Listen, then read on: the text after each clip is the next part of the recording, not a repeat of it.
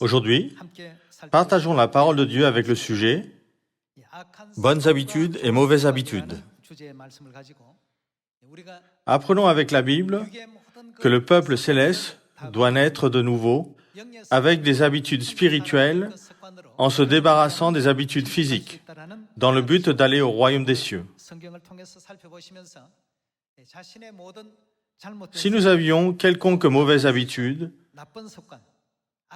et des habitudes dont nous ne nous sommes pas encore débarrassés, bien que nous sachions qu'elles sont mauvaises, aujourd'hui, débarrassons-nous tous d'elles et renaissons encore en tant que peuple qui peut aller au royaume des cieux. On dit que l'habitude est une seconde nature. Les humains naissent avec une certaine nature. Certains sont diligents, d'autres sont feignants, certains sont paresseux. D'autres aiment remettre à demain ce qu'ils devraient faire aujourd'hui. Et d'autres encore n'aiment pas travailler. Les gens ont leurs propres habitudes. Parmi elles, il y a de bonnes habitudes et de mauvaises habitudes. En d'autres termes, il y a des habitudes qui peuvent nous conduire au royaume des cieux et des habitudes qui ne peuvent nous conduire au royaume des cieux. Il y a 3500 ans, du temps de Moïse, parmi les Israélites, il y avait des gens qui avaient l'habitude de se plaindre. À cause d'eux, la plupart des hommes de 20 ans ou plus ont été détruits dans le désert. Vous connaissez très bien cette histoire. Ils se sont plaints de ne pas avoir d'eau et de ne pas avoir de nourriture. Puis Dieu leur a donné de la nourriture en abondance.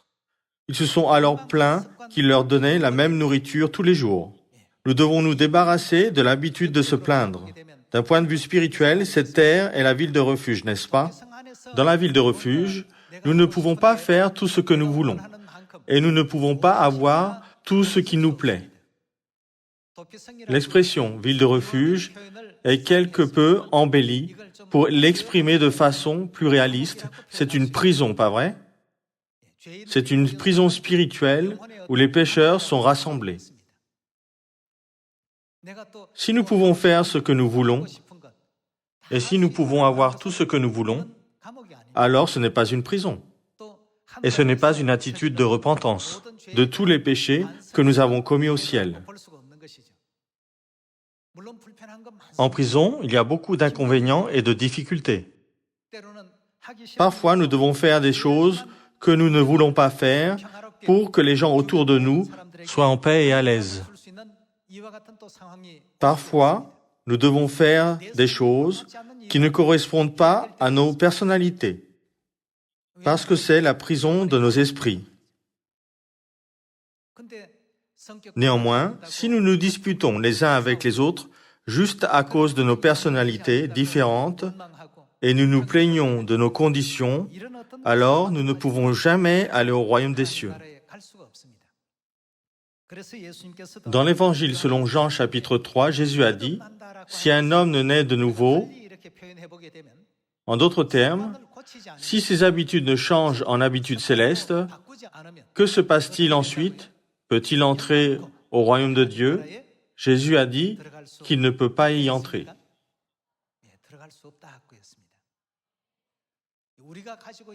Nous avons tant d'habitudes. En ce qui concerne la parole de Dieu, certains ont l'habitude d'y obéir à 100%.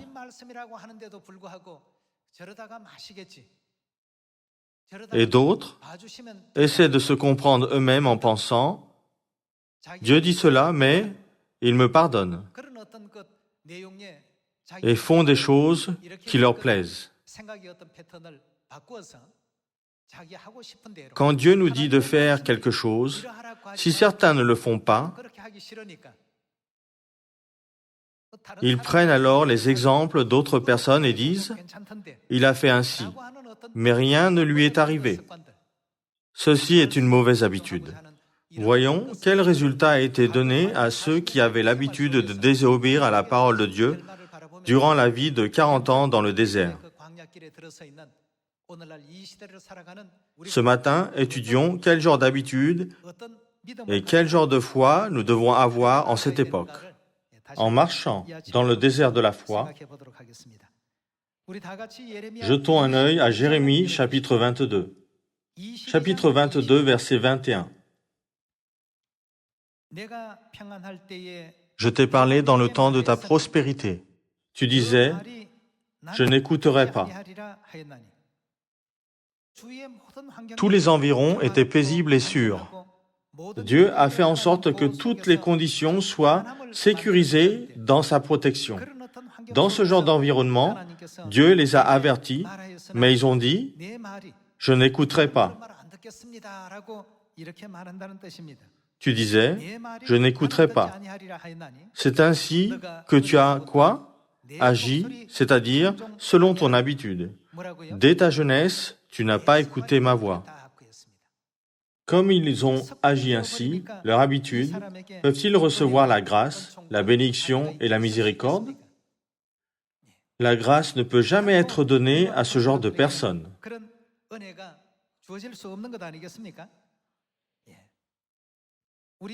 Quand vous jetez un œil à l'histoire des rois d'Israël, il y avait un roi nommé Saoul. Au début, Saoul avait une bonne foi en Dieu. Il dépendait de Dieu et aimait le peuple d'Israël. Alors Dieu l'a mis sur le trône du roi. Pourtant, après être devenu roi, il a pris l'habitude de désobéir à Dieu, bien qu'il sache qu'il devait suivre la parole de Dieu. Quand les gens ont dit ceci et cela, il a pensé à ce que les gens disaient plus qu'à la parole de Dieu, en pensant que les opinions des gens étaient plus hautes que les instructions de Dieu. Il a fini par désobéir à la parole de Dieu. Dieu a souligné, « Tu as agi en n'écoutant pas ma voix, tu as l'habitude d'agir ainsi. » Avec ce genre d'habitude, nous ne pouvons pas entrer au royaume de Dieu. Finalement, les fils du roi Saoul sont tous morts pendant la guerre contre les Philistins, et le roi aussi y a été tué misérablement. Une chose si malheureuse s'est produite. Voyons le premier livre des Chroniques, chapitre 10, verset 13. Saoul mourut parce qu'il... Quelle était la raison? Parce qu'il se rendit coupable, comment? Coupable d'infidélité envers l'Éternel, Dont il n'observa point la parole, et parce qu'il interrogea et consulta ceux qui évoquent les morts. Il ne consulta point l'Éternel, alors l'Éternel fit quoi? L'Éternel le fit mourir et transféra la royauté à David, fils d'Isaïe. Saoul avait une bonne foi en Dieu au début. Pourtant, quand il lui a été donné du pouvoir, comme son peuple lui obéissait, quand il lui disait de faire quelque chose, il a commencé à penser que les choses iraient bien. Avec son influence, même s'il n'avait pas Dieu, ce qui lui a fait prendre l'habitude de désobéir à la parole de Dieu. En conséquence, il est devenu un roi malheureux qui a été tué misérablement dans la guerre contre les Philistins. Et il en fut de même pour ses enfants.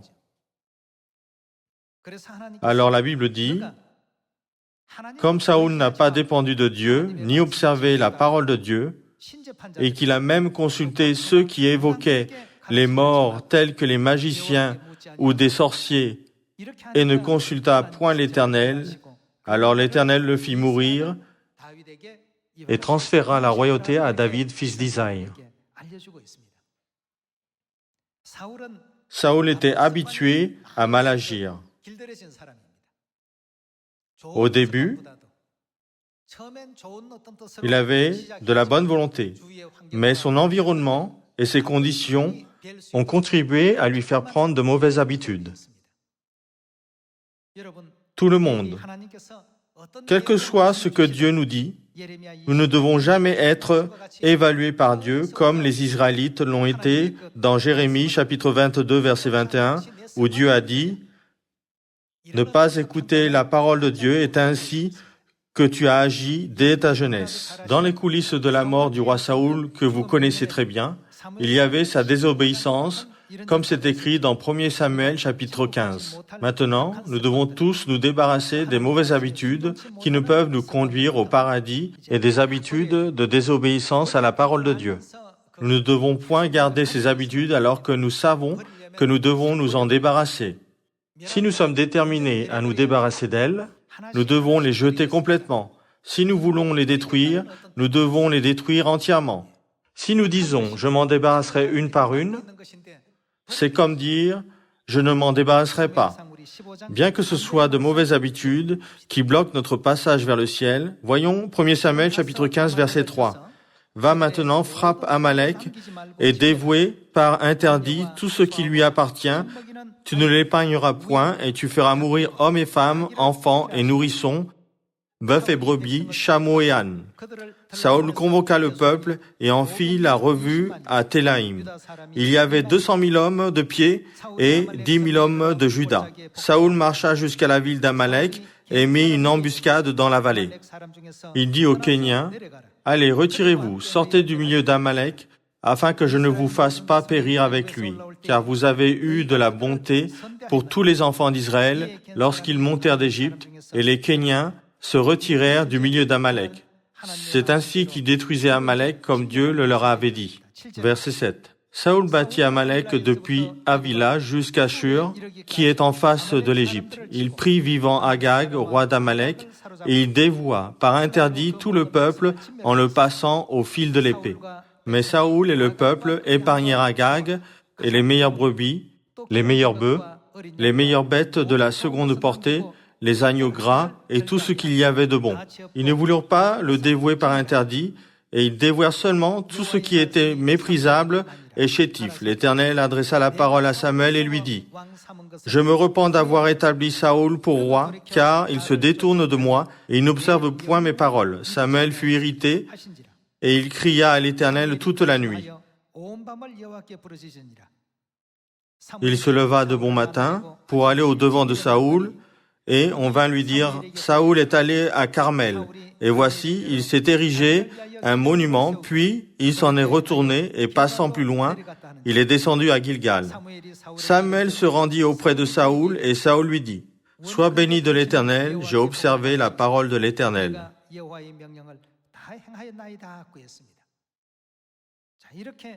On aurait dit qu'il obéissait à Dieu, mais en fait, il n'obéissait pas complètement à Dieu. Il n'a pas vu correctement ce qu'il faisait. Dans le verset 22, voyons quelle réponse Samuel lui a donnée en le considérant. Samuel dit, « L'Éternel trouve-t-il du plaisir dans les holocaustes et les sacrifices comme dans l'obéissance à la voix de l'Éternel? Voici l'obéissance vaut mieux que quoi?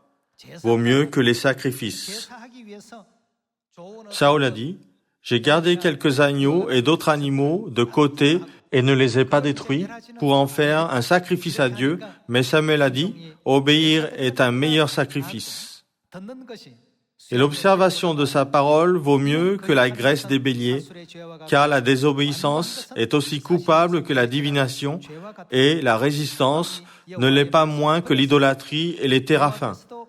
Puisque tu as rejeté la parole de l'Éternel, il te rejette aussi comme roi. Pour cette raison, comme nous le voyons dans 1 Chroniques chapitre 10 verset 13, toute la famille du roi Saoul a été détruite dans la guerre et David est devenu roi. Nous pouvons voir ceci dans l'histoire d'Israël. Dieu a souligné, « Tu as agi en n'écoutant point ma voix depuis ta jeunesse. » Aujourd'hui, souvenons-nous de cet avertissement de Dieu. Dès cet instant, réfléchissons sur nous-mêmes et pensons à quel genre d'habitude nous devons avoir. De mauvaises habitudes amènent à la destruction, la mort, la perte d'une position glorieuse. Pourtant, dans l'Apocalypse chapitre 14, nous pouvons voir un groupe de personnes qui ont de très bonnes habitudes. Déplaçons-nous à l'Apocalypse chapitre 14, verset 4. Ce sont ceux qui ne se sont pas souillés avec des femmes, car ils sont vierges. Et que font-ils quand l'agneau s'en va? Ils suivent toujours l'agneau partout où il va.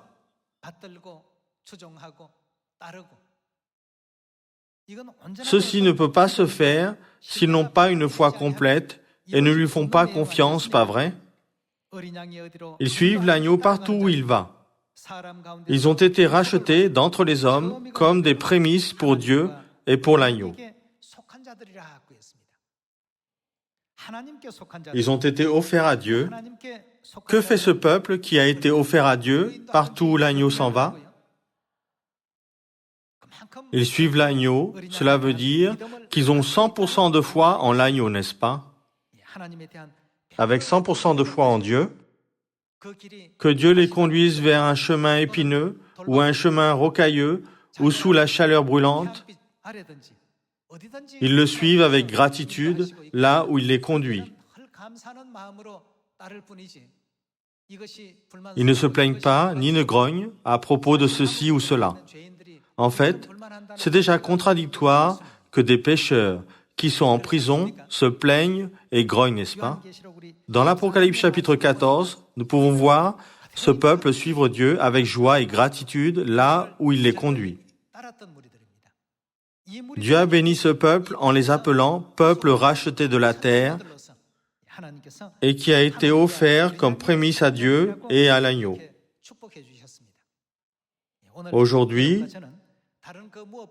nous devons obéir à la parole de Dieu et trouver la joie en l'observant. Si nous suivons souvent nos mauvaises habitudes d'avant, parce que nous n'avions pas assez de foi, dès maintenant, prenons une résolution pour suivre ce que Dieu nous demande de faire et suivons ce chemin avec joie et gratitude et rejoignons le royaume éternel des cieux.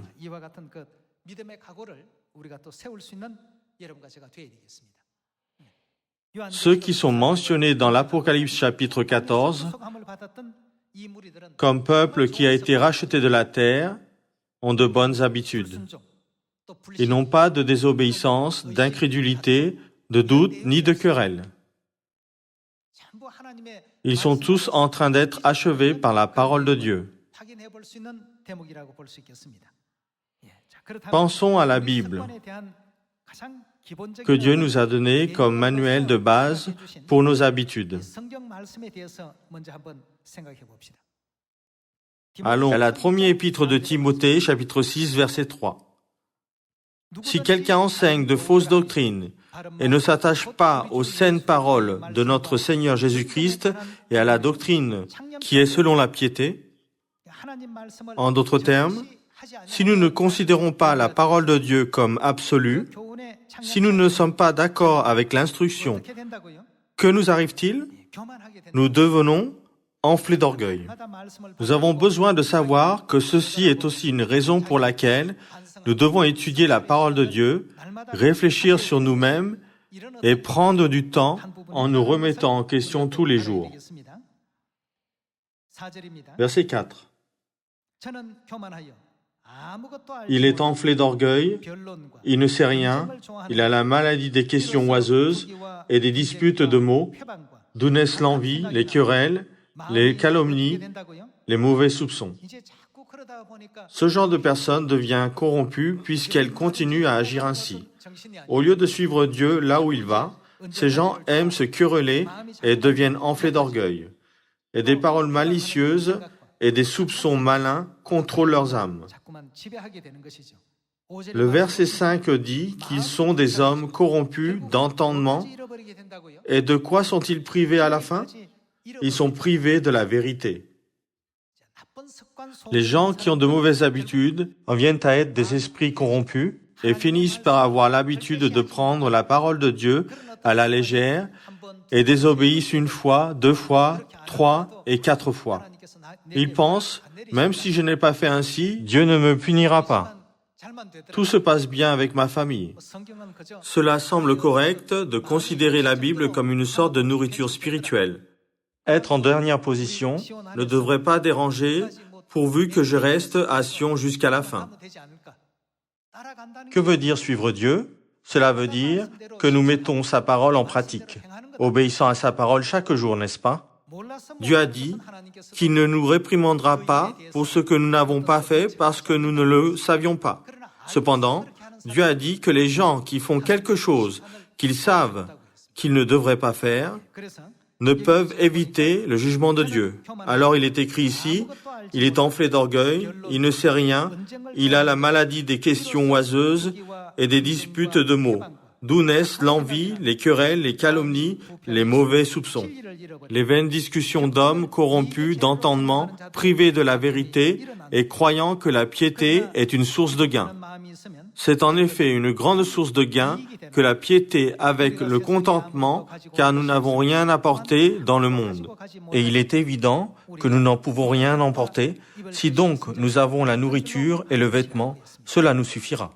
À travers la Bible, Dieu nous a déjà fait connaître ce que leur avenir sera s'ils ne considèrent pas tous les enseignements et instructions de Dieu comme absolus.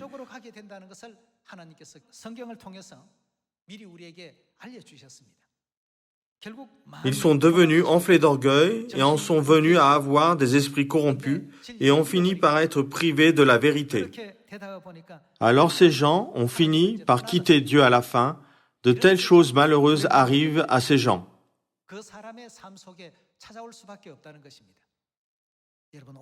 Tout le monde. Réfléchissons sur nous-mêmes dès cet instant aujourd'hui et voyons si nous avons des habitudes qui font plaisir à Dieu ou pas. Si nous avons inconsciemment une mauvaise habitude, même petite, nous devons couper cette partie dès aujourd'hui. Nous devons nous débarrasser de tout cela et nous remplir des saintes paroles de Dieu et courir vers le royaume des cieux avec d'autant plus de foi, n'est-ce pas?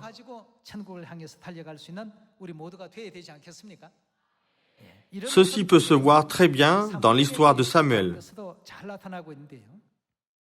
Dans 1 Samuel, chapitre 2, nous pouvons voir les fils de deux familles représentatives mais opposées.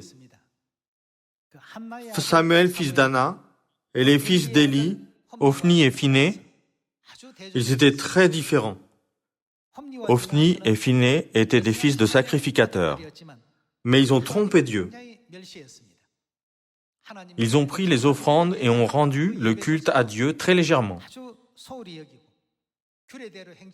et n'ont pas suivi les statuts de Dieu et ont tellement méprisé Dieu. Toutefois, Samuel servait Dieu de tout son cœur et honorait Dieu. Bien qu'ils vivaient à la même époque, les pensées de Samuel et celles des fils d'Éli, Ophni et Phiné, étaient complètement opposées les unes des autres.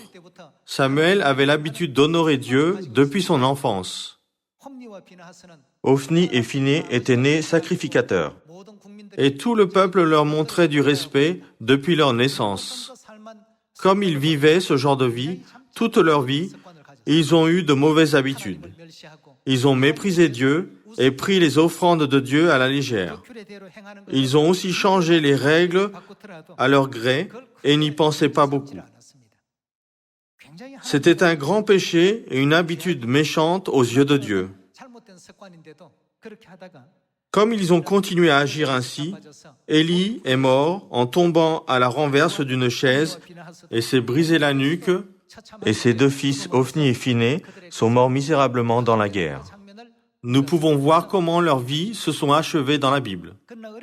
Nous pouvons aussi confirmer dans la Bible combien Samuel, qui a honoré Dieu depuis son enfance, a vécu une vie gracieuse en tant que sacrificateur de Dieu jusqu'à la fin.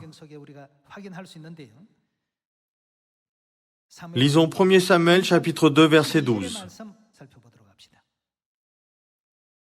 Les fils d'Éli étaient des hommes pervers.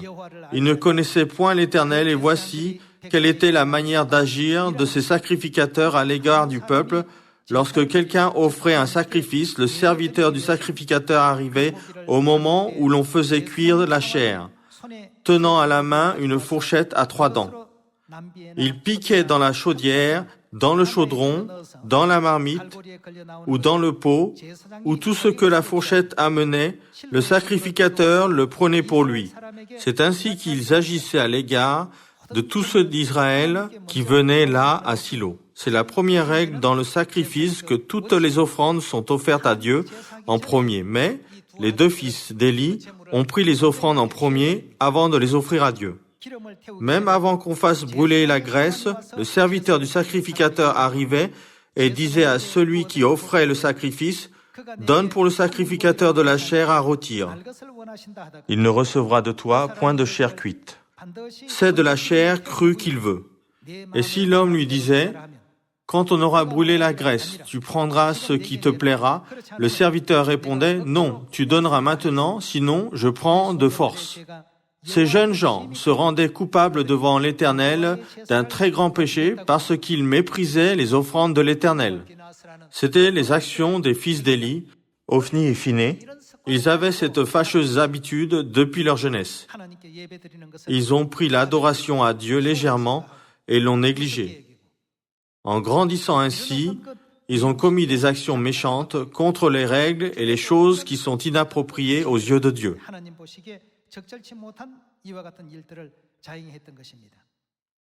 Au contraire, au verset 18, il est écrit « Samuel faisait le service devant l'Éternel et cet enfant était revêtu d'un éphod de lin. » Depuis son jeune âge, Samuel a toujours appris à vivre une vie de crainte de Dieu. Les fils d'Élie avaient l'habitude de mépriser Dieu depuis leur jeune âge et Samuel avait l'habitude d'honorer Dieu depuis son jeune âge.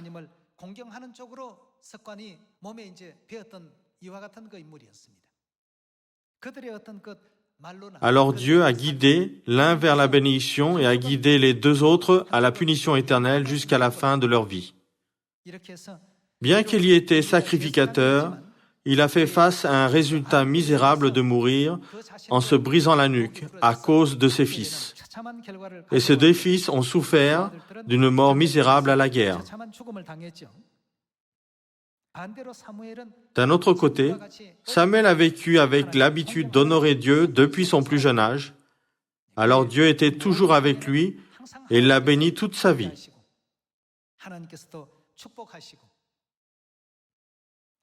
Aussi, nous pouvons voir dans la Bible que Dieu l'a béni pour oindre David,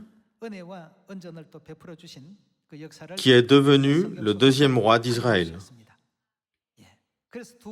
David, qui était oint pour devenir le 2e roi d'Israël, a tellement aimé Dieu. Comme il a aimé Dieu tellement, qu'est-ce que Dieu a dit au sujet de David ? Dieu a dit « homme selon mon cœur », ce qui veut dire qu'il a vraiment fait plaisir à Dieu. Homme selon mon cœur. Dieu a complimenté David et nous a fait connaître sa vie.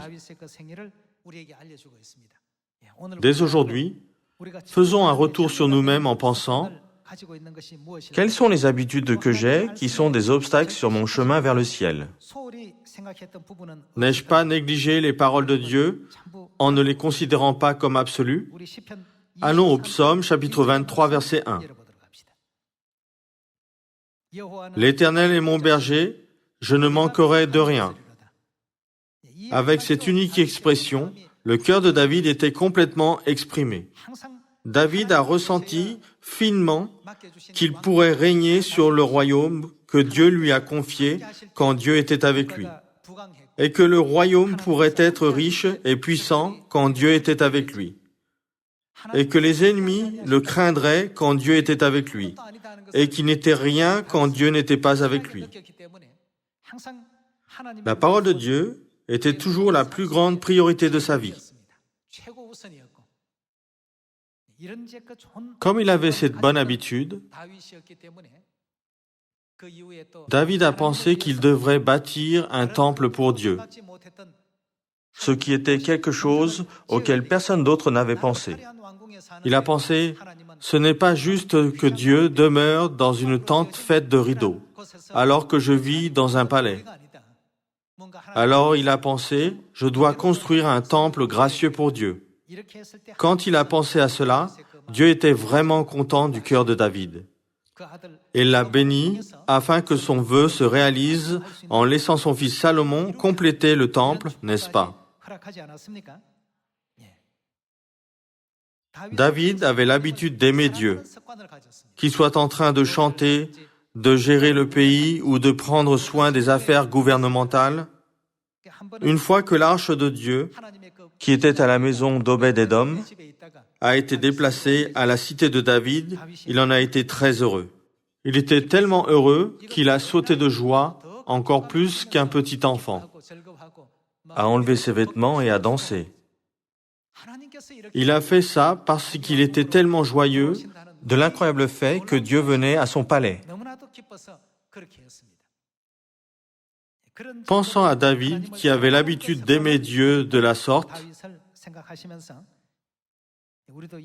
Faisons en sorte que nous ayons la gracieuse habitude de David. et de Samuel envers Dieu en cette époque, et que nous puissions nous débarrasser de nos mauvaises habitudes comme celles de Saoul et des deux fils d'Élie, Ophni et Phiné, n'est-ce pas? C'est pourquoi la Bible nous dit de renaître. Dieu a dit, débarrassez-vous de toutes les mauvaises habitudes du passé et accommodez-vous des habitudes que le peuple céleste se doit d'avoir. Voyons Éphésiens chapitre 4, verset 15. Mais en professant la vérité dans l'amour, nous croîtrons à tous égards en celui qui est le chef Christ. Cela veut dire que nous devons avoir l'habitude de dire la vérité dans l'amour, n'est-ce pas? Allons au verset 21. C'est en lui que vous avez été instruits à faire quoi? À vous dépouiller par rapport à votre vie passée du vieil homme qui se corrompt par les convoitises trompeuses. Quand il dit « dépouillez-vous du vieil homme », cela veut dire que nous devons nous débarrasser de nos mauvaises habitudes. Nous devons nous dépouiller du vieil homme qui vit selon nos anciennes façons, nos anciennes habitudes. À être renouvelé dans l'esprit de votre intelligence et à revêtir l'homme nouveau, créé selon Dieu dans une justice et une sainteté que produit la vérité.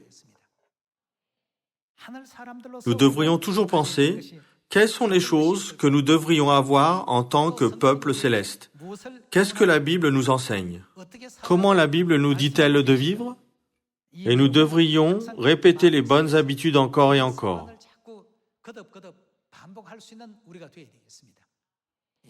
Les habitudes deviennent notre seconde nature. Si nous avons l'habitude de désobéir, et désobéissons une fois, 2 fois, 3 fois, Et encore 4 fois, nous finissons par le considérer comme normal. puis nous devenons engourdis, de sorte que nous ne puissions plus penser que la désobéissance est un péché. Nous devons nous débarrasser de ce genre d'habitude. Verset 23. À être renouvelé dans l'esprit de votre intelligence, selon tous les enseignements et instructions de Dieu, et à revêtir l'homme nouveau, créé selon Dieu, dans une justice et une sainteté que produit la vérité. C'est pourquoi renoncez aux mensonges et que chacun de vous parle selon la vérité à son prochain, car nous sommes membres les uns des autres. Si vous vous mettez en colère, ne péchez point, que le soleil ne se couche pas sur votre colère et ne donnez pas accès au diable. Ce sont toutes des habitudes que nous devrions avoir. Que celui qui dérobait ne dérobe plus, mais plutôt qu'il travaille en faisant de ses mains ce qui est bien, pour avoir de quoi donner à celui qui est dans le besoin. Qu'il ne sorte de votre bouche aucune parole mauvaise, mais, s'il y a lieu, quelques bonnes paroles qui servent à l'édification et communiquent une grâce à ceux qui l'entendent. N'attristez pas le Saint-Esprit de Dieu, par lequel vous avez été scellés pour le jour de la rédemption. que toute amertume, toute animosité, toute colère, toute clameur, toute calomnie et toute espèce de méchanceté deviennent quoi? Dieu a dit qu'elles disparaissent du milieu de vous. Nous devons nous débarrasser de ces habitudes. Débarrassez-vous de toutes ces choses et soyez bons les uns envers les autres, compatissants, vous pardonnant réciproquement comme Dieu vous a pardonné en Christ. Soyez bons les uns envers les autres, compatissants, vous pardonnant réciproquement comme Dieu vous a pardonné en Christ. Quand nous faisons cela, voyons chapitre 5, verset 1, qui en est la continuation. Devenez donc les imitateurs de Dieu comme des enfants bien-aimés. De qui devons-nous être les imitateurs? De Dieu. Il est dit, Dieu agit de la sorte, alors vous devez être les enfants célestes qui font de même. Faisons en sorte que nous soyons tous les enfants de Sion. Nous débarrassons des mauvaises habitudes que nous avions dans le passé. Et soyons vêtus de nouveau des habits du peuple céleste qui ira au ciel. Pensez à Saoul. Bien qu'il ait été choisi par Dieu, il n'a pas pu rester élu pour toujours. Ces mauvaises habitudes l'ont conduit hors de Dieu et ont fait en sorte qu'il le quitte à la fin. Tout le monde. J'espère que nous nous remettrons toujours en question à savoir si nous possédons ou non des mauvaises habitudes. Et ayons l'habitude de toujours obéir à Dieu et le suivre où qu'il aille. Tout comme Dieu l'a dit dans Éphésiens chapitre 4, faisons en sorte que nous puissions nous dépouiller du vieil homme de notre ancienne façon de vivre. Et demeurons en Dieu, voyant comment Dieu vit pour suivre son exemple. Je vous demande d'être les membres de la famille céleste qui peuvent faire ainsi. En faisant cela, faisons en sorte que nous puissions porter de bons fruits. Je demande beaucoup d'encouragement et de prière de votre part, afin que plus de Sion soient établis dans le monde entier et que nous puissions accomplir la mission de la véritable Église qui répand l'amour de Dieu. En espérant que vous recevrez beaucoup de grâce à travers ces paroles, j'aimerais conclure le sermon ainsi. Merci beaucoup.